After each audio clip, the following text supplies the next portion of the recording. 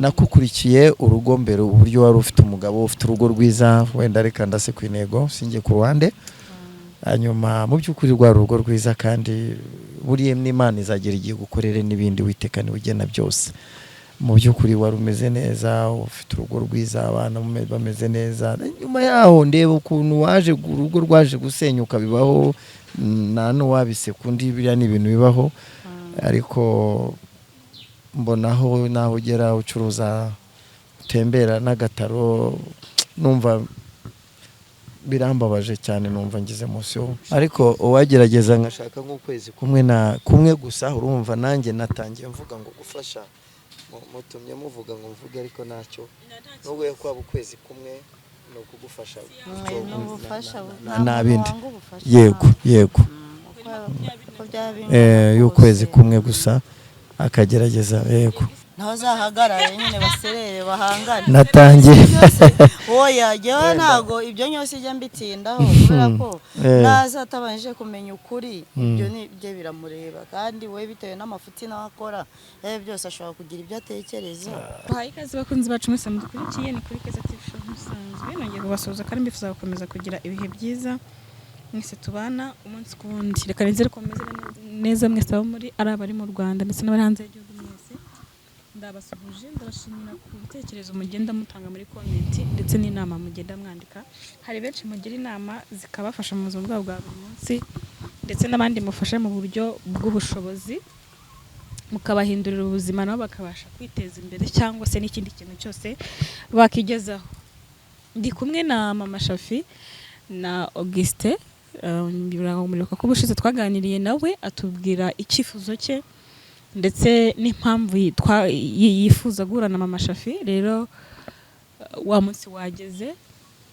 naramushatse ndamubona ariko byari bigoranye rero reka mbanze mbaha ikaze ubundi ubutumwa nabusohoje igisigaye ubwo ni wowe ariko reka mbanze mbaha ikaze urakomeye ndashimira ko wabuze se n'ubuzima se ntubizi ubuzima bwarakoresheje tuguhaye ikaze na Auguste murakoze cyane muri amahoro namwe natwe turi amahoro turashima Imana myinshi murakoze myinshi umunsi ndabona wishimye ariko utandukanye n'ubushize umunsi nishimye ndumva nishimye rero Mama Shafi kubona byari bigoye kubera ko telefone sinzira nimero yawe wampaye ubushize sinzi ko byagenze nari hamagaraga bikanga nticemo paka ndindira gusanga mu rugo ariko icyambere nuko nkubonye mu minsi tumaze tutabonana umerewe uti bizutse ubaye uti abana turaho twagize igihe cyo kurwara amagripe bitewe n'ikirere ariko abana barahuma ndaho uyu muntu rero mwicaranye yifuje ko muhora ubu twicaye hano kubera we by'ukuri nagusobanurira mu ncamake nkubwira ko hari umuntu yifuza ko mubonana mukaganira ko hari ibyo yifuza kukubwira kandi byiza kuko twe twaraganiriye mbere biba ngombwa ko yifuza ko nawe mubonana akabikwibwirira ubwo navuga ko rero ari we utwicaje hano ndumva ntakirirwa njya kure ko biriya iyo umuntu abwiye umuntu ngo aramushaka ugira n'amatsiko y'ikintu umuntu amushakira ngiye kuguha ijambo rwose muganire mugiye kuganira muri babiri Mama Shafi nifate gute nuko ndi kubona nyine witonze cyane uyu munsi byagenze gute agomba kwitonda ubu urabizi nyine ubu biri bukurikire nawe urabizi baraje batangire ngo nonaha ubu waratangiye rero bakubyitwaramo neza nkabanza nkumva ko bimeze ngiye kuguha ijambo Auguste uganire na Mama Shafi nawe agusubize ngiye kubaha mikoro nk'iminota 5 muganire nyine ngiye nari kuvuga umubwire icyo wifuza kumubwira byose nyine nkuko wabituganirije umubwire yego tugiye kumera nkaho nge ntahari iminota 5 yonyine ngiye kuyibara muganire muri babiri nyine mubwire byifuza kumubwira n'impamvu waje nawe agusubize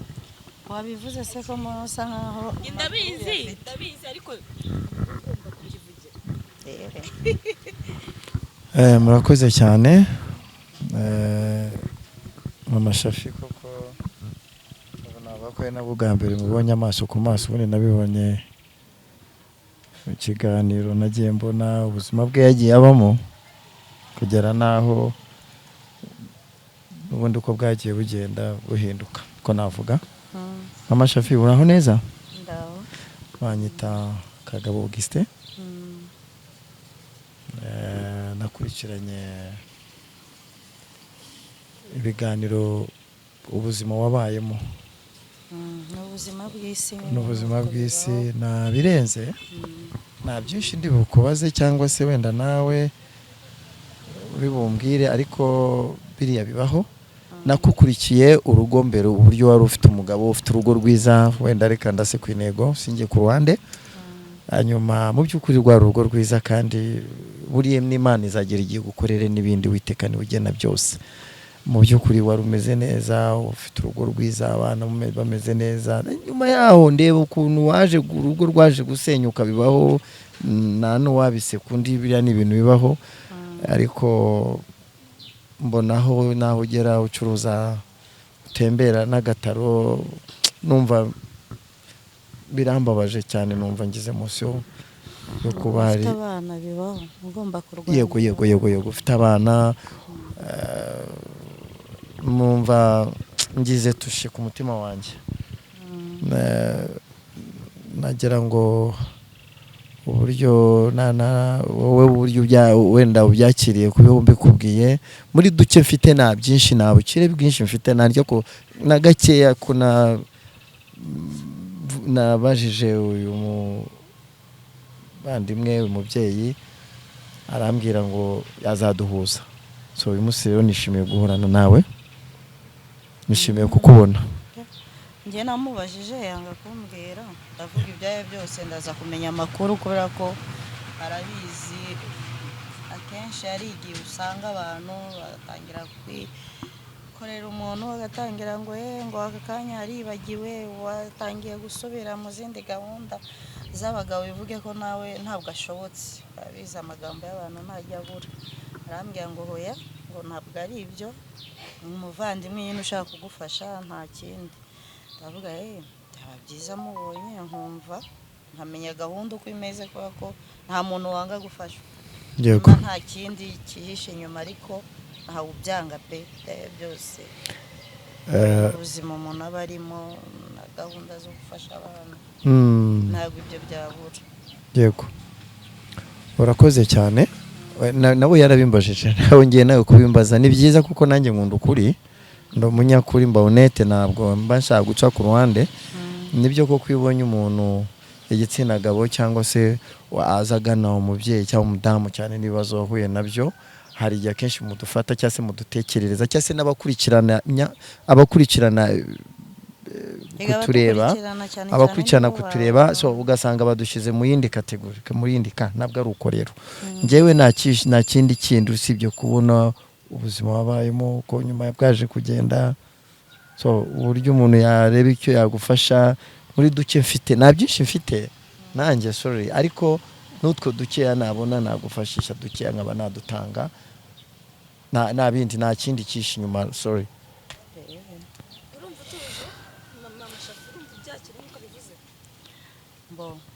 ntago navuga ngo ngiye kwita mbyakira nta kintu mu by'ukuri buri muntu wese bavuga ngo umuntu ni mugari ntago wamenya mu by'ukuri gufasha abantu benshi barafasha byageramo hagati atangira kuzanamo ibintu amagambo iki njye cya mbere cyo namubaza kwanza uri umupapa nibyo nabajijwe mu by'ukuri ninkubwira ko ndiho nibwo uri bwemere yuko ndi bugufashe nibura hari ukuntu hanjye navuga ko iyo umuntu ari umubyeyi buriya abyumva vuba agahinda kundi bitewe n'ukuntu nawe azi kurera abana ukuntu bivuna ubuzima buri hano hanze ubuzi mbese ntago navuga ngo nagufata icyo gihe nk'umusore abasore buriya nta depanse baba bifitiye gahunda ze zose afite ukuntu aziyoboramo asa ndumva ku kibazo cyo kuba ngo ndi umupapa ndumva okay ndagusubiza njyewe na mudamu mfite na mugore mfite ariko kutagira umugore nibize kugutusha ku mutima ndagira ngo mbanze mvuga ko kantu ngo utekereze ko ari cyo ngambiriye no nawe mfite ariko bitavuga ko ndashobora kugira impuhwe z'abana kuko nanjye nararezwe kandi nanjye ndareba ubuzima uko bumeze ya rero nunekerereze ngo uvuga ati ubwo nta n'umugore ufite ushobora oya nabazaga kugira ngo menye ntabwo Imana umuntu yanga kwicara atazi nanjye nawe biba byiza kwibariza umuntu ubwe wenyine akakubwiza ukuri kugira ngo ejo utangire kumva abantu buriya ari n'uwaza akavuga ngo nguriya n'umugabo wanjye cyangwa bitangizamo kuko icyo gihe we ntabwo yatekereza ko ari ugufasha igihe we yaza yumva ko uriya mugore bantwaye umugabo uriya mugore kumva nyine ntabwo ibyo rero izo gahunda ikora igihe rwose mba numva wapi navuze bibaye ngombwa naranabibajijwe ngo ariko ubundi ngo ufite abana ngo ufite umugore ariko uyu munsi bibaye ngombwa ko nta mugore mfite ushobora kumbaza kuki watinze ibyo nubimbaze ariko nawe mfite kandi nanjye simvuze ngo ndagufasha ngo unyeneye kugira ngo mbane nawe oya no kugufasha muri duke mfite nkagufasha kubera abana nta kindi nagira ngo nkubaze mbwize ukuri ubusanzwe ubu ngubu nyuma yo gukurikirana ubuzima bwawe ubundi usanzwe ubayeho gute ubuzima bwawe umeze gute ubayeho gute urya gute ubayeho gute mu buzima bwawe muri rusange ubundi kubaho urabona muri iyi minsi niko navuga akenshi abona abantu bakunze kubabazwa hari ubuzima inzu hari ibiryo ishuri ryo navuga si cyane kuko abana bari hafi gusoza bari mu gihembwe cya gatatu ariko cyane kenshi ikintu kigoranye cyane ni inzu yo kubamo kubera ko ushize aho basanze barahabonye ko naho hameze inzu irava mbese ubona abana ni bwa buzima nyine buba bugoye cyane buragoye pe urumva byose ni ibintu bigenda bigora umuntu uba wumva ari ibintu utamenya nk'ubushize naracuruzaga yego biriya bintu ahantu twagiye kwicara haje abantu baradufata kandi biriya ntabwo byemewe usanga rero umuntu aba asubiye hasi nanone ni ukuvuga ngo utwo ubonye ni ugucuruza nk'ubu nko muri iyi minsi imbuto nazo imbuto bisaba ngo uko uzizanye uhita ubona abantu babigure birangire bitagumaho iyo biraye kabiri bitabyangirika kandi ntabwo wakongera gusubira ubwo rero akenshi biragoye navuga cyane cyane ku nzu ni ubuzima bugoye pe none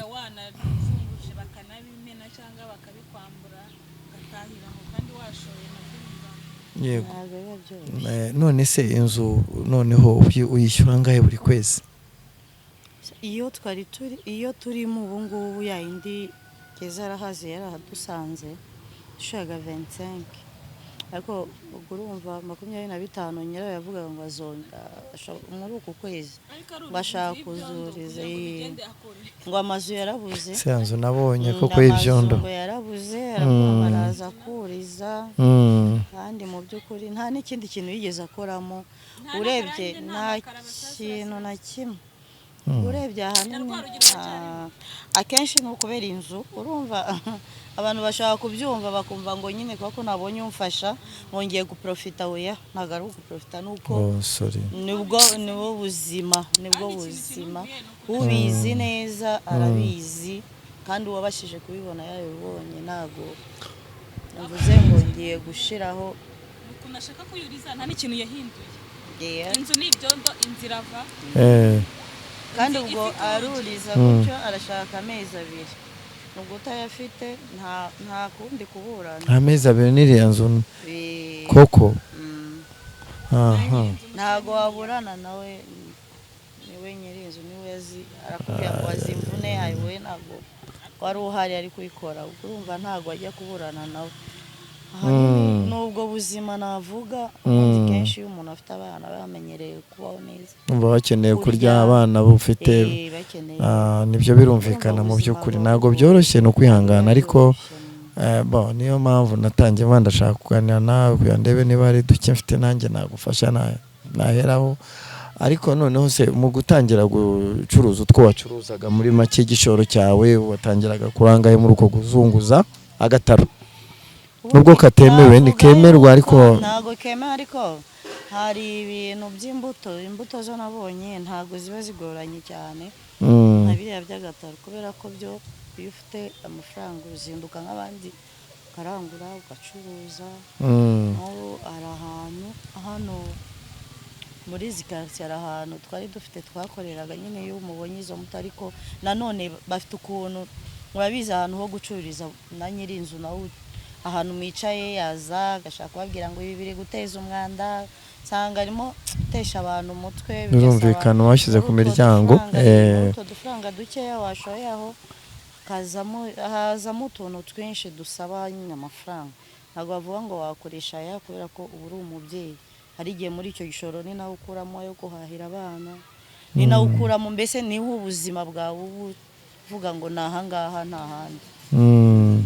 ni ukuvuga ngo niyo ugiye gushakisha abana se ubasiga mu rugo ufite umuntu usaba abantu bakurebera waba wabataye nabo nakundi nyine no kwigira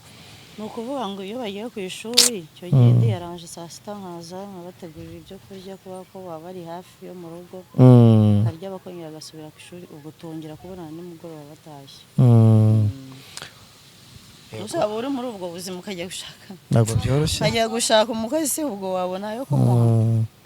abakozi b'iki gihe nabo barahenze amafaranga ntabwo bapfa kuyabona nibyo nashaka kumenya ubuzima bwawe ni ukuvuga ngo ikibazo gikomeye ufite ni icy'inzu inzu rega nini inzu urebye none si nibyo inzu koko iriya nzu niwe washira umusaya rega no kubagwira mbona yanabagwira kweri ni ikibazo ndabona hari aho nabonye n'inyuma nuko rwose nti ikibazo pe imvura iguye ubwo ni uguhagarara kujya mu nguni yuriza agahindura na ruriya rugi ruriho rutereye mu kirere yarambwiye ngo sinzamutegeke inzu ye afite uburenganzira bwo gukora icyo ashaka barandirode ntabwo biba byoroshye rwose ntabwo byoroshye pe nabyumvise ubwo muri make ikintu cyane cyane bivuze ko ari inzu two gukora ariko ukeneye n'akantu ko gukora ega gukora ni ingenzi kubera ko biriya bintu byo kuzunguza yego nabyo bituma ubona icyo gihumbi kuko nyine ni rwaserera n'ukuri rwaserera ariko Imana ikoze ntabwo ndi kuvuga wenda wowe hari n'abandi bashobora kugira ikintu buriya niba umuntu avuze ati mbonye ibihumbi 10 mbihaye umuntu nishyuye ukwezi kumwe ashobora no kugira undi avuga ati nanjye nishyuye amezi 2 byose birashoboka ni ukuvuga ngo rero ubwo bibaye byiza akarusho ni uko yabona n'akabizinesi kandi ku ruhande katara ko kuzunguza yego kuko umuntu w'umubyeyi kurirwa kuri iri zuba yirinda gusa bibaye byiza haboneka kandi kantu yego ko gushyira ku muryango akaba yakora ugera ukamenyera none se ninde wari uzi ko azabishobora ntabwo nahise ko azabishobora pole kabisa ntibiba byoroshye ubuzima ariko nakubwira ko ugomba kwihangana ni ngo natangiye mvuga nta byinshi mfite utumva gutekereza maze natangiye ngo ni muri duke buriya gutanga n'umutima ntabwo ari ubukire ntabwo ari ubukungu niyo waba ufite n'ibyo 5 n'iryo 10 cyangwa se nayo 20 nkaba nayaguha ukagera gukora n'undi wese akaba yagira icyo atanga so nibyo mu rwego rwo gufasha no gufashanya murakoze yego watubwira nyine ugiye kumufasha muri ibyo urumva afite ikibazo cy'inzu n'akantu ko gukora gatoya yego buriya ni byiza ashobora gutaha avuga ati se uyu muntu uko twaganiriye akaba nta kintu mbona amariye none birangiriye hariya tubwire nyine nawe umubwire ugiye guhera ntago ugiye kumufasha ubu ngubu numvise mu by'ukuri ntabwo biba byoroshye kandi se navuga ngo ndagenza amusubiza ariko buriya no gutanga iyo ugiye gutanga ijambo ry'Imana tuvuga ngo ukuboko kw'iburyo ni gutanga ngo kw'ibumoso ni kukabimenya kw'ibumoso so nibyo nari nangiye kuvuga ariko byo byose nabyumvise ngiye kureba buriya sindi buvuge ngo ndakora nya ngiye kureba gato kamwe muri utwo ko nashobora gukora nzamubwira urakoze cyane bizagume mu nzagire buriya ntinya umuntu uvuga nza ejo bukeye bibari mu nza hashira icyumweru bukiri muri nza oya ndabibonye of course ikibazo cye cyihutirwa cyane n'iriya nzu urabona ko bitoroshye nyiri inzu hako agiye kukuriza n'uriya muryango umuntu anabonye n'ahandi rega yahaba si ngombwa ngo hariya ntabwo biba byoroshye ariko nanone nyiraho ubonye yakomeje kugorana nta kindi wakora ndaterwa n'uko uhashakisha naho se ko karitsiye zose ziba ari zimwe nabonye ko naho nyine haba ari nk'ahariya keretse ubundi kubona inzu keretse nk'inzu iri muri 30 ushobora kubona inzu ya 30 yakumbana se ariko bitewe na karitsiye ahantu iri ubonye ko ntari iwawe ni ukumanukamo nyine harimo akayumanukamo gacurikamo hafi ariko wita ntabwo nakujyana baguta wimuka nonaha uyu muvandimwe niba azabanza reka yishyura iyo nzu nubwo uko ukwezi kumwe ariko uwagerageza ngashaka nk'ukwezi kumwe gusa urumva nanjye natangiye mvuga ngo gufasha mutumye muvuga ngo mvuge ariko ntacyo nubwo yo kwaba ukwezi kumwe no kugufasha nabindi yego y'ukwezi kumwe gusa akagerageza yego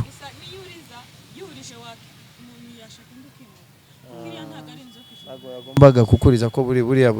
nyiri inzu randiro dajya kwa kameza cyaka kuriza ariko niyo ubonye ukwezi kumwe ukaba umwishyuye ntago wongera kukwirukana mu nzu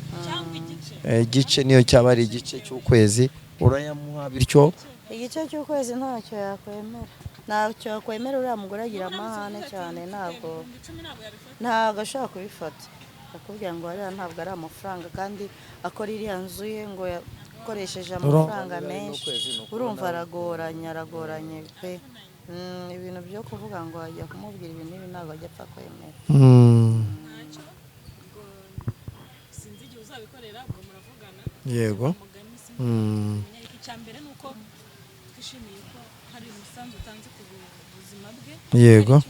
uhinduye yego nukuri nubwo wakora ikintu wahindura wagura ikiro cy'isukari buriya umuntu aba ari bumwe igikoma akaryama kandi yari kuburara icyo kintu yenda gushimira kubera ko hari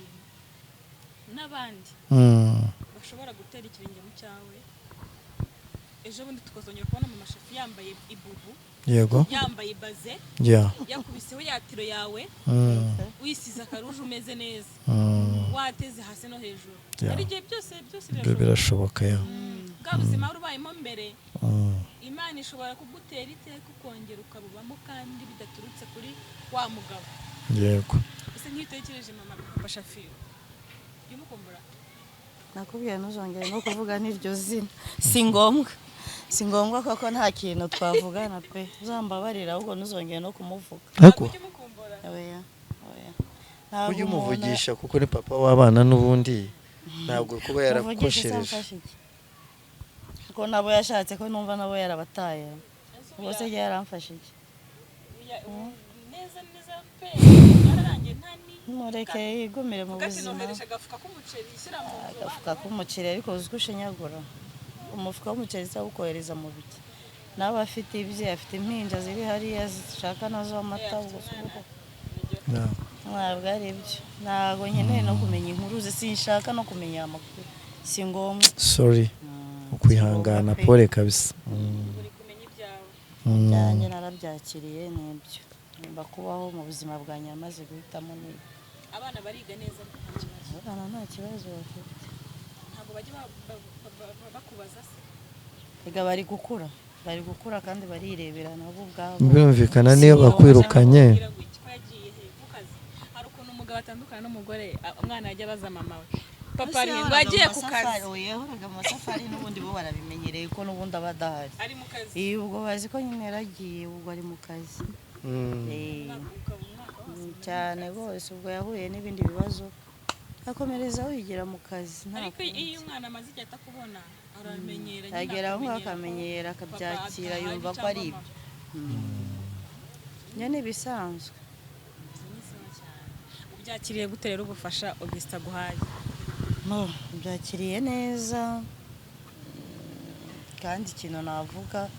Imana imuha umugisha kuba byonyine yabashije kubitekereza rwose ndishimiye nta kibazo pe. Ubushize tuganira nawe natekereje kuri Papa Shafi, nta bintu byinshi nyine tumuvugaho nuko gusa nshaka ko tukavuga ku kantu akuno ubonye umuntu akavuga ati nshaka gufasha ikintu runaka, ntabwo Papa Shafi azaza gateza urusaka avuge ngo baje kugutereta ngo ushatse undi mugabo n'abanyagira amahane ashaka kuza ukabona muraserereta Agaserera nande nawe ati ugiye gushaka njye ntabwo yaza gusererana reka njye nta kintu yambwira kandi ibyo ari byose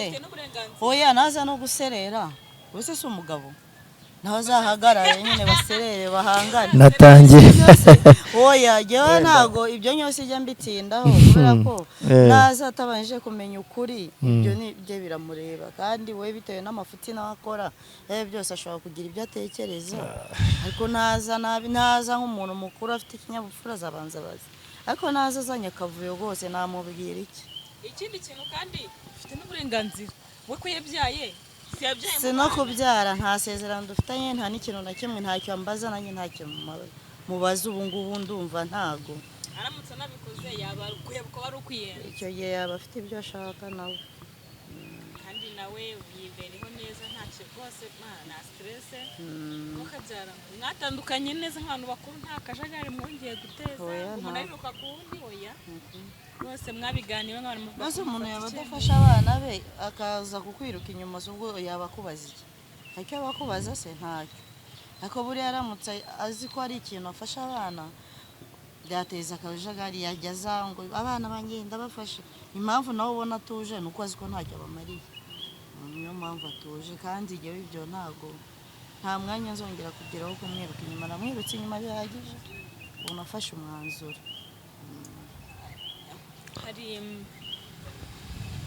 turi kugana ku musozo, hari abantu benshi bishimiye ko ufashije Mama Shafi ndetse ubona ko nyine babyishimiye baranagushima cyane. Mama Shafi nawe rero haraciye iminsi abantu batakubona ariko twishimiye ko umeze neza nyine uko umeze neza buriya nk'iyo duhura hari ikintu kibi cyabaye mu muryango wawe byari ko ari bibi ariko kuba ukiri muzima ugihumeka uvuga uti biracyari ibibazo kwa kundi ariko turiho. Buri ikintu cya mbere ni ubuzima, iyo uriho uri muzima utarwaye n'ibindi byose bigenda neza. Gusa ugerageze sinzi ukeneye agatelefone ukeneye telefone buriya kukubona birangora kandi sinzi buryo kari buboneka ariko ukeneye telefone bara kubaho udafite telefone nuwagira ikintu agira hari rya kubura nkagushaka nkakubura wenda hari n'ikintu cyabonetse sinzi ko muri bigenze ariko kubona nk'agatelefone ka matushe basi ugashyiramo simukadi ku buryo ntuyazajya yikubona sibyo. Yego n'undi wese akaba yafasha akaba watanga numero ya telefone akaba yagira icyo gufasha bibaye ngombwa. Telefone yo akamatushe uko ubu ngubu nta muriro ariko baza kureba uko bagakora tubona uko tuzajya tunavugana. Yego tugana ku musozi hari ikintu numva wabwira badukurikiye hanyuma dusoze na Mama Shafi niba hari ikindi kintu yumva yabwira abantu badukurikiye hanyuma twisoreze. nta byinshi mfite byo kuvuga ku badukurikira n'abareba ariko nababwira ko buriya gufasha cyangwa kugira icyo utanga navuga ko gufasha cyangwa se kugira icyo utanga atari ubukira atari uko ukize na gato kakuvuye ku mutima ukumva wafasha burya wagatanga. Wenda ndagaruka kuho waruvuze uvuga ati umugabo wenda yabibona uwo batakiri kumwe natangiye mvuga ngo nta kibazo no gufasha ntabwo nta kindi kishi inyuma.